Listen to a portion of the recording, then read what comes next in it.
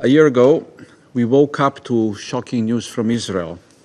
Events left us in confusion and took us days to understand. I take this opportunity to once again firmly condemn the terrorist attacks of 7th of October and the taking of hostages. Slovenia is outraged by the terror committed on that day by Hamas. Our thoughts have been with hostages and their families every day for the past year. These days, we feel their pain even more. What unfolded in the days, weeks, and months after in Gaza is, however, equally shocking. We fail to understand how Israel's response to a terrorist attack can result in indiscriminate collateral killing of over 40,000 civilians, most among them women and children. We firmly believe the international community must do better in its response to such atrocities. Colleagues, over the recent months, this Council has spent countless hours in briefings, assessments of situation, and debates about possible solutions. Our calls for respect of international law, the foundation of international order, as well as respect for our resolutions, remain ignored. People in Gaza are left without homes, hospitals, schools, and other critical infrastructure. They face repeated evacuation orders without possibility to find safe shelters. They are denied access to life-saving humanitarian aid. Challenges related to the humanitarian space in Gaza are so complex that even after 1 year of the war, we cannot comprehensively summarize them. We hear calls from humanitarian workers for more decisive action of the Council. They say that only a ceasefire will enable humanitarian organizations to adequately address the tragedy in Gaza. And we agree. I think the Council agreed. We should continue to call and take action for compliance with our demand for a ceasefire. However, while demanding compliance with our resolutions, we continue to bear responsibility to easing the pain of civilians in Gaza. Colleagues, we know the tragic humanitarian situation of Palestinians will not magically disappear even once we achieve a ceasefire.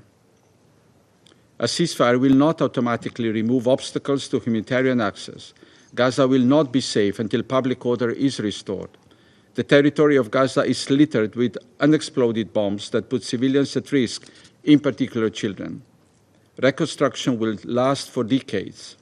Lack of opportunity for social and economic recovery is an excellent breeding ground for hatred, division, and extremism. We have seen that in multiple situations in the past. We should move forward in our reflections what needs to change in order for peoples of this region to live in peace and security for a change. Colleagues, attacks on the United Nations are unacceptable. It is member states who have created the United Nations. And it is precisely the United Nations which have protected what was left of humanity in Gaza. They do the work on our behalf, and they carry burden of our failures. Attacks on United Nations are unprecedented. People, assets, and premises clearly marked as UN hit on the ground. Equally alarming are attempts to dismantle UNRWA, the agency that provides essential support to Palestinian refugees. We stand by the shared commitments to UNRWA, supported by 123 member states of the UN, including all Council members. It is clear the role and mandate of UNRWA must be protected. UNRWA is a lifeline for Palestinians in Gaza. Or in words of Commissioner, entire humanitarian response in Gaza may collapse. Attacks on Secretary General are unacceptable. As a member state of this organization and in line with the Charter, we stand by the work under the leadership by the Secretary General. And finally, situation in Gaza has evolved into a threat to international peace and security. This is not anymore an assumption or a danger. It is here. It is a fact.